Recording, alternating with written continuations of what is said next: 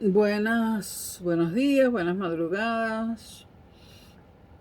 Estamos a 8 de septiembre de 2023 aquí en la ciudad de Madrid. Aquí son un cuarto para las 7 de la mañana, es decir, las 6:45 más o menos de la mañana en la ciudad de Madrid. Repito, hola Europa, hola España, hola América Latina, hola América toda. Saludos mundo. Vamos con el video número 45 de la saga del siglo XX corto y vamos con el tema muy interesante del Oriente Próximo y el mundo árabe. La evolución histórica de esta zona del Oriente Próximo estuvo marcada a lo largo de la década de los 70 y 80 por dos procesos esenciales. El primero, la imposible acomodación del Estado de Israel en Palestina. Y el segundo proceso, la extensión de un islamismo cada vez más radicalizado y que tendió a crear fuertes perturbaciones internas en la mayoría de los estados de la región. La Cuarta Guerra Árabe-Israelí de octubre del 73, la cuarta, esta guerra la propiciaron Egipto y Siria, que atacaron Israel, y más o menos a las 3 semanas Israel había tomado, o sea, al principio Egipto y Siria llevaban la delantera en la guerra, pero a las 3 semanas ya Israel se había adueñado de la victoria y estaba ocupando el Sinaí. Pues esta cuarta guerra árabe-israelí de octubre del 73, que fue uno de los factores que hizo que la OPEP unilateralmente aumentara el precio del petróleo y coincidió con la crisis del petróleo, esta guerra tuvo tres consecuencias fundamentales. No solo la crisis del petróleo, otras tres. La primera, la descomposición del Frente Árabe, con la progresiva desvinculación de Egipto, que acabó reconociendo al Estado de Israel y en consecuencia legitimando la existencia de un Estado judío en Palestina. La segunda consecuencia, íntimamente ligada a la primera, fue el aumento del protagonismo de Estados Unidos en la región. Estados Unidos había emprendido una negociación hábil y trabajosa para buscar una solución al conflicto que permitiera al mismo tiempo asentar la posición de Israel, su principal aliado en la zona, aliado de Estados Unidos, y neutralizar a su más peligroso enemigo durante los 20 años anteriores. Y este enemigo era Egipto. Pues neutralizar a Egipto fue un éxito diplomático muy relevante. La atracción de Egipto conllevó la devolución de la zona del Sinaí, perteneciente a Egipto, ocupada por Israel, y el reconocimiento en 1974 de la OLP, Organización para la Liberación de Palestina, por parte de las Naciones Unidas, previo compromiso retórico de renuncia al terrorismo. Retórico porque el terrorismo ha seguido hasta el día de hoy, y no solo el de la OLP. Y por último, la tercera consecuencia de esta guerra fue la extensión del conflicto al vecino Líbano. Este pequeño país, el Líbano, la comida libanesa es espectacular. El país era pequeño, pero la comida, bueno. En este pequeño país, Líbano, existía un frágil equilibrio de poder entre la población cristiana y la musulmana, que primaba en exceso a los primeros sobre los segundos. Pues con el paso de los años, el aumento de población musulmana había hecho que los cristianos pasaran a representar apenas un tercio de la población total.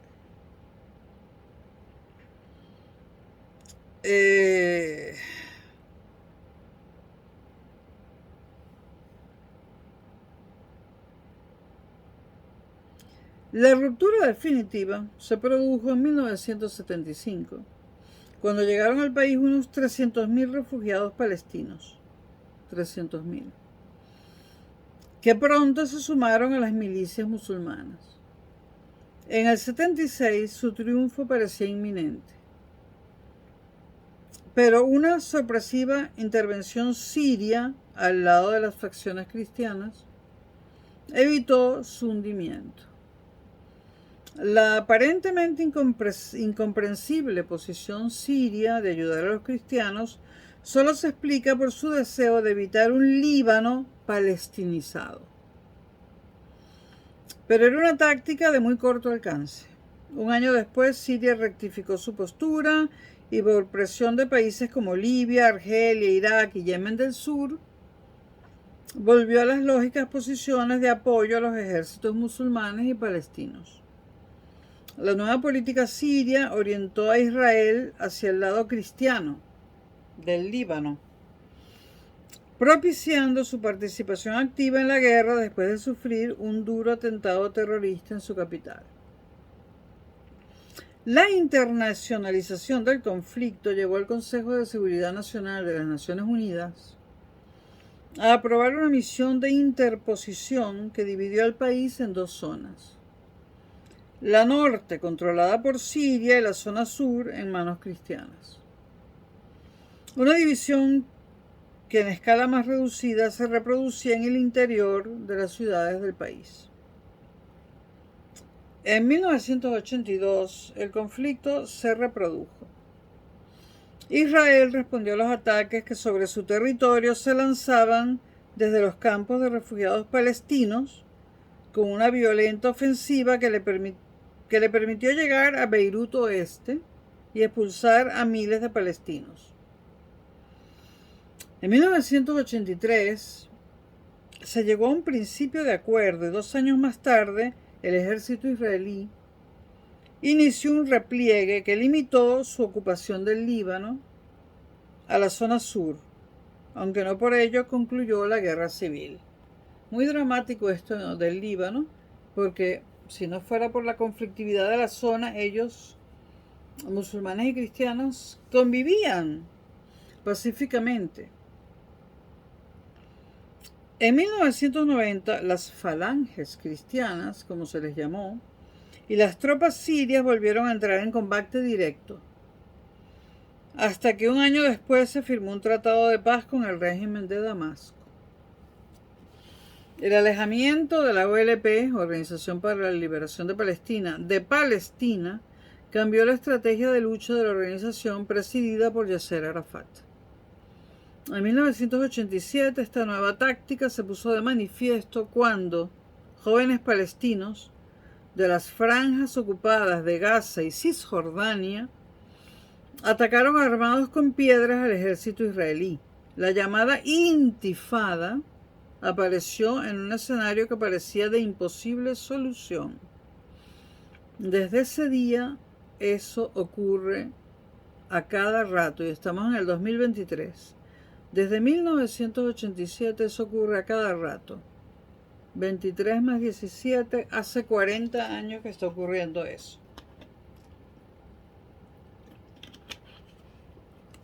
Entre la franja de Gaza y Cisjordania e Israel.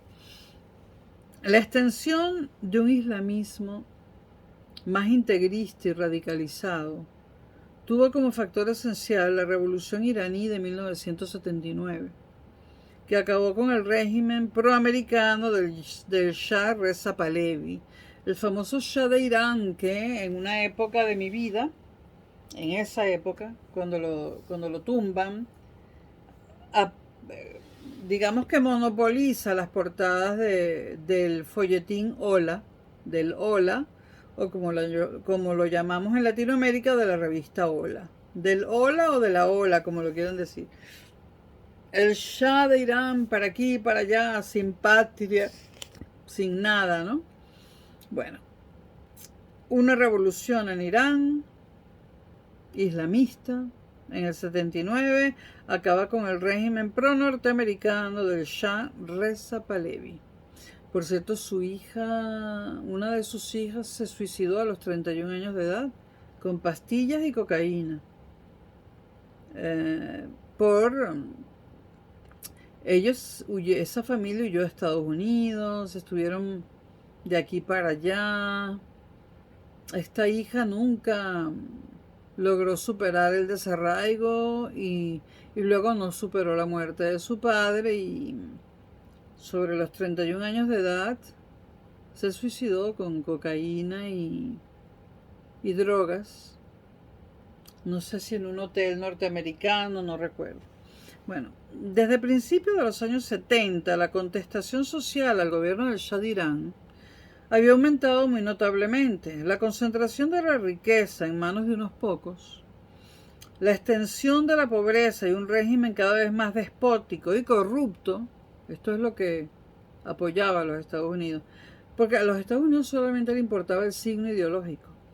Bueno, propiciaron la extensión de una idea de regeneración asociada a la introducción de un sistema de gobierno justo, basado en el Corán y en la aplicación estricta de la Sharia, la ley coránica.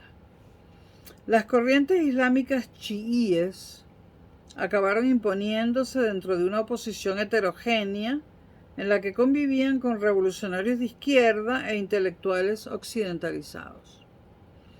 Comenzaba de esta forma un proceso de sustitución de los impulsos de cambio político alimentados por ideologías revolucionarias de base marxista por la vuelta a un rigor religioso que comprendiera toda la vida privada y pública. Empezó el cambio del marxismo hacia el islamismo. Esto convirtió al ayatolá Jomeini, exiliado en París, en la cabeza visible de la revolución islámica. Bueno, Francia le da asilo a cada persona, ¿no? Y en referencia esencial de todos los movimientos islamistas integristas que comenzaron a propagarse con fuerza, por toda la zona. El 16 de enero del 79, el Shah huyó de Teherán y en febrero el ayatolá Jomeini llegó a la capital para liderar 2 meses después la proclamación oficial de la República Islámica de Irán, hasta el día de hoy. La revolución iraní rompió los frágiles equilibrios existentes en la zona, especialmente por su carácter de modelo a seguir para las corrientes islamistas afroasiáticas.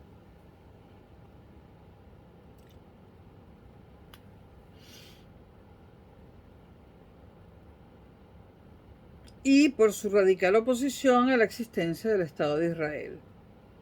Y por su hostilidad manifiesta, por supuesto, a Estados Unidos. Sin embargo, los inicios del nuevo régimen de Irán fueron difíciles, pues prácticamente un año después de su proclamación, entró en guerra contra su vecino Irak, donde se había desarrollado la dictadura de Saddam Hussein, líder del partido Baas, cuyas ideas nacionalistas y socialistas orientaron el régimen hacia un sistema laico sustentado por el ejército. La guerra, que se prolongó hasta 1988, la guerra Irán-Irak, sin un vencedor claro, tuvo un curioso efecto legitimador de ambos regímenes. En Irán afianzó el gobierno religioso de los ayatolás, ahogando una incipiente contestación social que permaneció largos años larvada, al tiempo que sirvió para acelerar la islamización de la sociedad y acabar con la oposición laica. Y en Irak asentó el poder personal de Saddam Hussein y ocultó la fuerte represión ejercida especialmente contra la minoría kurda del norte del país.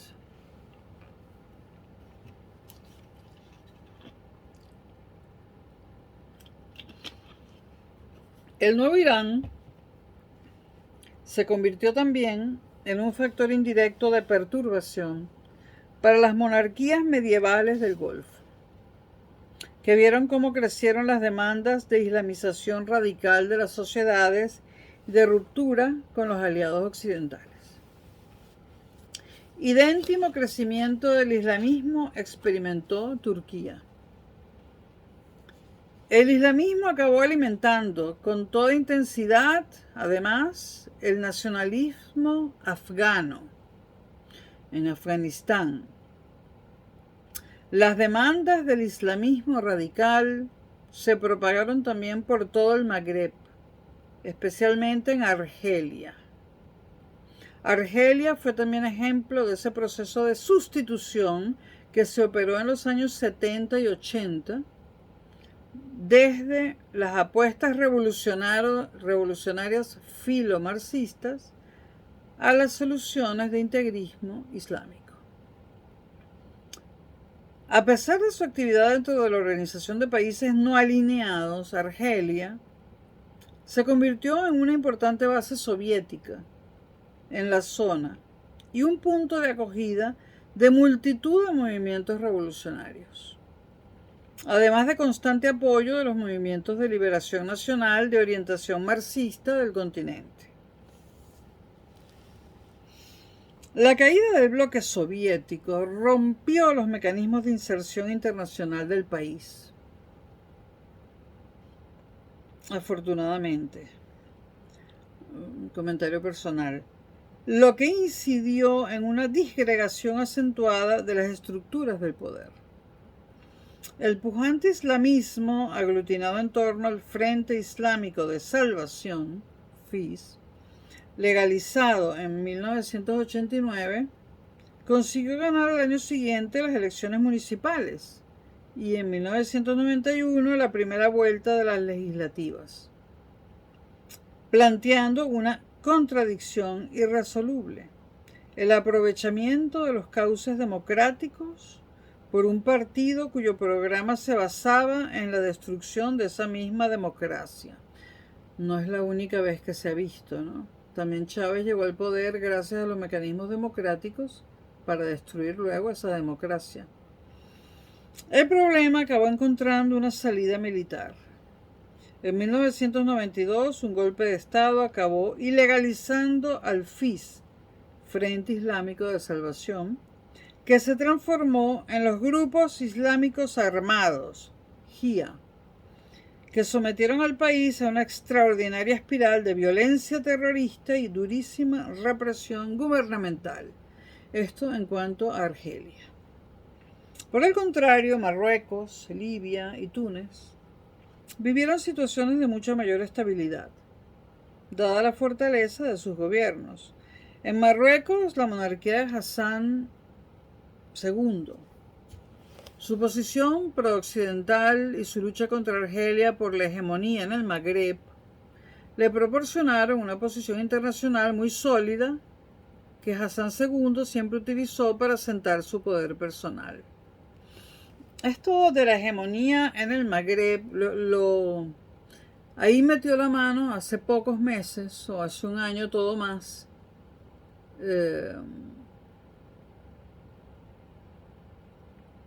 el presidente de España, ahora presidente en funciones,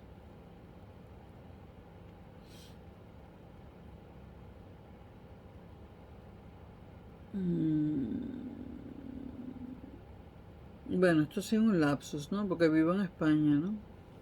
Casi 20 años. Pedro Sánchez, ¿no? Pedro Sánchez ha optado por apoyar a Marruecos en cuanto a la soberanía en el Magreb y se ha echado en contra a Argelia, y Argelia nos iba a suplir de gas natural, dado que Rusia y Ucrania ahora no pueden. Un verdadero problema. Bueno, la posición prooccidental de Marruecos y su lucha contra Argelia por la hegemonía en el Magreb le proporcionaron una posición internacional muy sólida que Hassan II siempre supo utilizar para asentar su poder personal. El caso de Libia fue algo distinto. En el 69, un golpe de Estado había llevado al poder al coronel Gaddafi, que estableció desde entonces una curiosa dictadura personalista que recordaba al naserismo egipcio por sus objetivos nacionalistas y socialistas. Sus posiciones rígidamente antioccidentales y sus pretensiones de liderazgo panárabe le llevaron a desempeñar un activo papel internacional. Por otra parte, en Túnez, la dictadura de Habibi Bourguiba creó un sistema político muy personalista, pro-occidental, y con una legislación inusual en un país musulmán al apartarse claramente de la tradición islámica. La caída de Bourguiba y su sustitución en 1987 por Ben Ali hizo que el nuevo presidente optara por una política de dureza hacia el islamismo radical, negándose a legalizarlos, lanzando una dura campaña represiva contra ellos y confiando en que la estabilidad económica actuara como factor legitimador suficiente para mantener un amplio consenso social hacia su persona.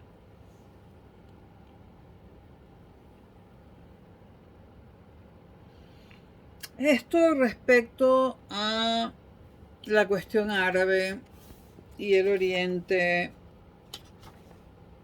Próximo. En el próximo video, el África subsahariana. Nos vemos ahora.